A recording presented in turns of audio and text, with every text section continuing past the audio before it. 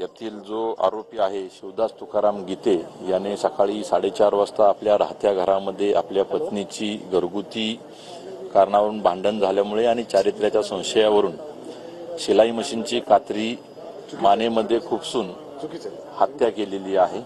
सदर प्रकरणी police station Chandannagar या ठिकाणी अपराध क्रमांक 40/25 भारतीय न्याय संहिता कलम 103(1) अन्वये नोंद करण्यात आलेला आहे आणि आरोपीला अटक करण्यात आलेली आहे। काय प्रकार घडला, कशावरून? तर पोलिसांकडून ही माहिती देण्यात आलेली आहे की कशा पद्धतीने निर्घुणपणे ही हत्या करण्यात आली। शिलाई मशीनची जी कात्री असते त्याने भोसकून ही हत्या करण्यात आलेली आहे। धक्कादायक प्रकार पुण्यामधल्या खराडी परिसरामध्ये हा घडलेला आहे आणि या बापानंच या पतीनंच निर्घुणपणे हत्या केली। हत्या केल्यानंतर पत्नीचा अशा पद्धतीने व्हिडिओ बनवला आणि त्याचं म्हणणं काय आहे त्याने त्या व्हिडिओमधून सांगितलं। मात्र धक्कादायक प्रकार म्हणजे ही हत्या जी आहे ती त्याने आपल्या मुलाच्या समोरच केली। पतीनं पत्नीची हत्या केलेली आहे। पुण्याच्या खराडी परिसरामधली ही एक घटना।